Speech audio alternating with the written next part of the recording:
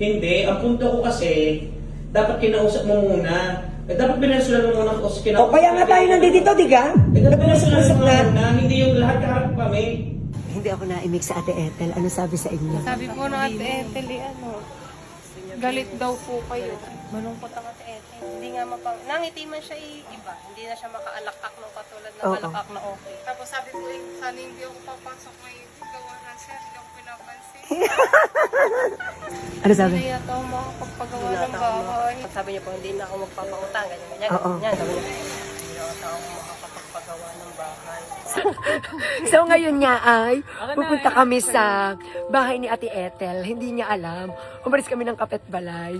So ngayon, sisilipin ko lang para at least alam ko kung anong eksena, kung papaano matutulungan si Ate Ethel.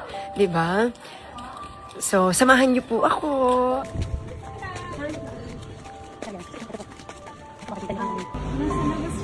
Wala. So ito pala. Hi.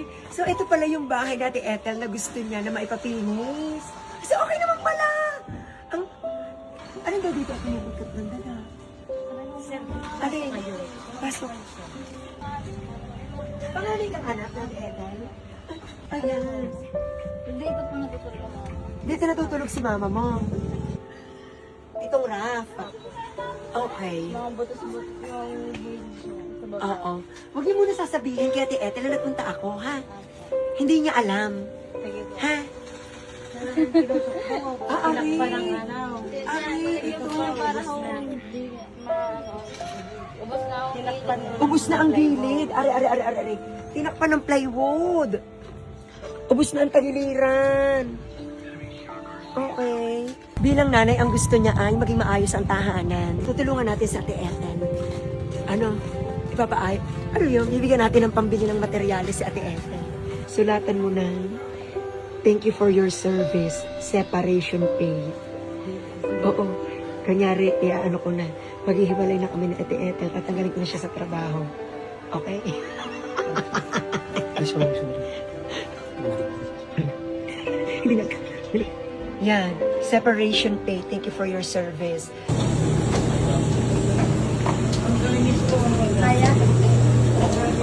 Ano sabi ni Ate Ethel? Hindi daw siya nakakatulog ng ayos.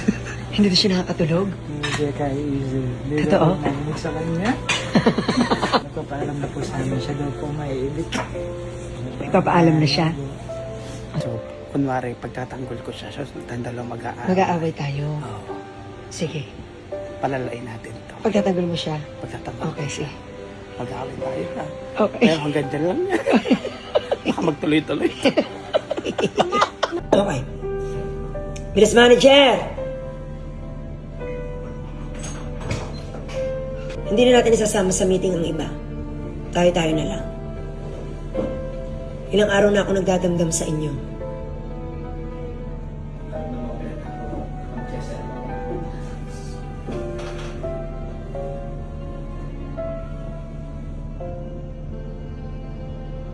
Manager Nick, patuturuan ng mag-clubhouse, yung gawain ni Ate Ethel, patuturuan na si Ate Jen at sa Ate Pulet. Papahingahin muna natin sa Ate Ethel. Nakakariyan mo sa... Hindi.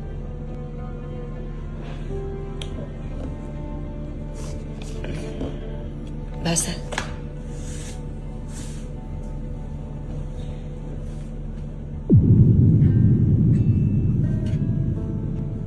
Alam mo ibig sabihin yan?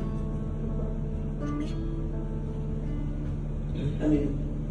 Separation pain niya. Thank you sa service mo. Salamat sa pagtulong sa kapitbalay.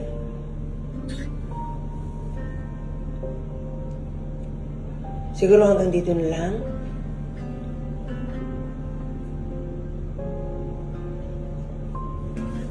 Bakit kabilis? Bakit may separation pay ka agad? Diba sinabi ko sa inyo, pag nagdesisyon ako, yun na. Nandyan ka para makinig. Para at least ma-report mo sa mga heads. Kasi busy si Roy, pati si engineer. Eh, dapat pinusultan mo na kung sa gagawin mo. Nakakabigla ka na agad bibigyan ng separation pay. Kung may problema, pwede mo pag-usapan. Sa Ate Ethel yan. Pagkitimpla ng gatas ni Erin. Ako na ang magtitimpla ng gatas kung gatas din laang.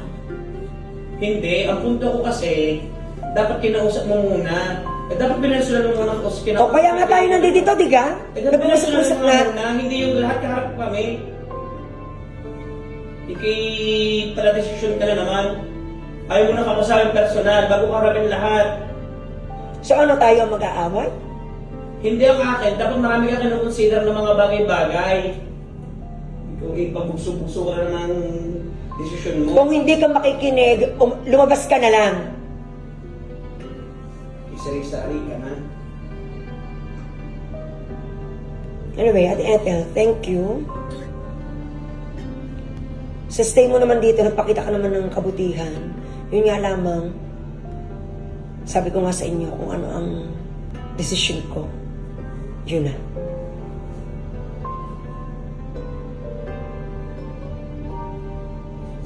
May gusto ka sabihin?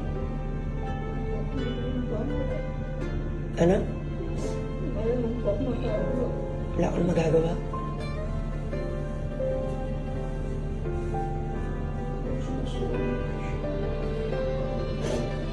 Tingnan kung ano, kung sapat na yung separation pay na yan at kung hindi sapat idadagdagan para makapagsimula ka ng buhay. Wait, ako nagugulan talaga. Ano bang nagawa niya sa iyo? Tanong mo sa kanya. Kasi wala ka dito noon. Wala naman akong ginawa sa inyo.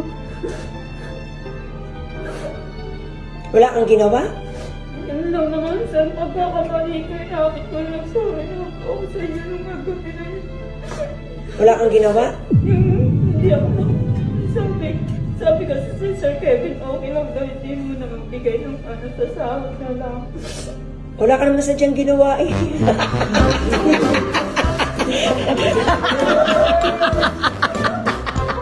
Bakit? Wala naman talaga siyang ginawa. Bakit? Ba't sinila ka? Wala ka naman talagang ginawa. Ate Ethel! Ate Ethel! Tanggap pa rin. Hindi ako separation pay. Ang bukla. Bakit ka?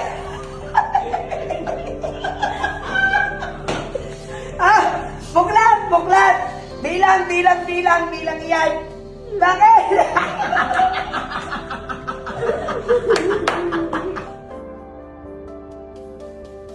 Hi! Yan! Ito, di ba gusto mong ipagawa ng iyong bahay? Okay?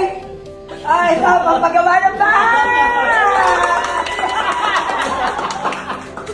Papagawa mo bahay mo dahil nang pinupot ka na ng daga.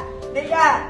Ito, magpasalamat ka at Ethel. Actually, mayroong mga nagbigay sa'yo. Hindi ko nanda ito. Bakit? Aray ko. Ate Ethel. Grabe, ano? Pinaiyak ka pa eh.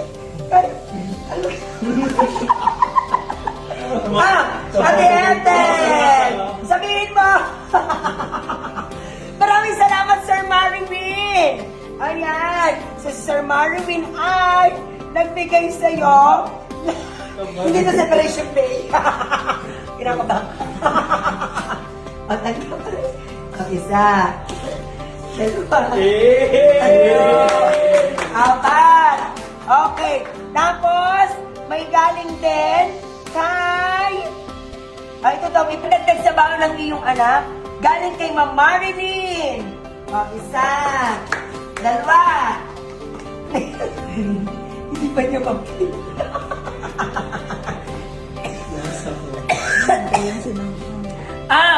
At galing kay Ma'am Marilyn Navarro. Yan. At ito galing sa akin.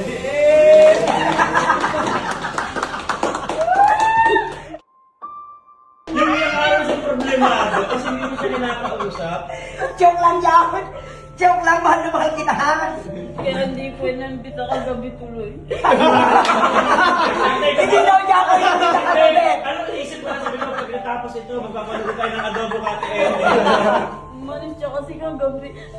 At Ethel, pagluluto mo ang adobo Ha? ko na. Kasi nagataw, pampapinis. Opo. Kasi na, kortina lamang ang pagkita ng inyong bahay. Hindi po yung aparador po namin, ginawa po namin ano yun. Galing na ako sa bahay niyo kanina. Galing ka na sa bahay naman. Oo, binalidate ko muna kung kailangan talagang ipinis ang bahay niya. Oo. So, kailangan talagang ipinis. Ayan. Wala kang utang. Bigay yan ng mga followers at bigay ko. Okay? Wala kang utang. At, kaysa, dagdagan pa natin. Bigay ko pa sa'yo. Okay?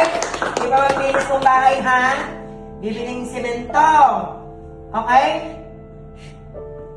Gaano ba kadaming buhangin? O, sakit ko kung buhangin. Hindi ko po ano. Hindi mo alam?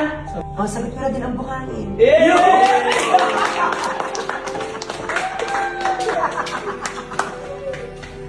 Sakit ko na ang buhangin. Okay na. Ang bibili mo lamang dito sa pera mo ay semento at labor. Alam na? Saan mo lang po namin. O wala kang utang. Ha? Bigay ng followers at bigay ng sir. Okay? Kasi pagluluto mo ang adobo, O bukas, hindi ka na papasok.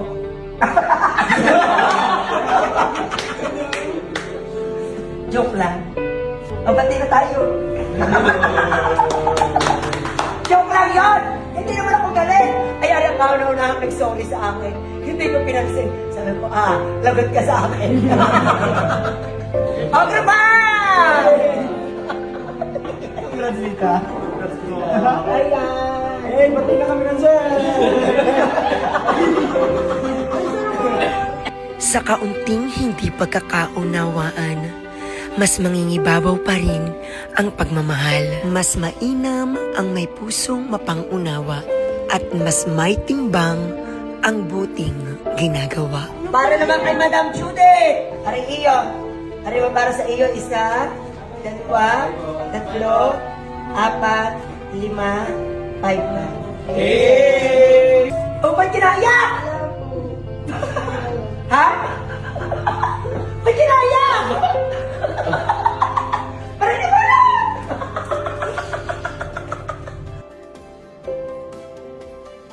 Kinaiyak. May babayaran ka? Timing? Timing ang bigay? Sari-sari na kayo eh. O, lakad na! Lakad na. Oo. O, lakad na kayo. Sabi ko, hindi pinayaan ko siya Bye!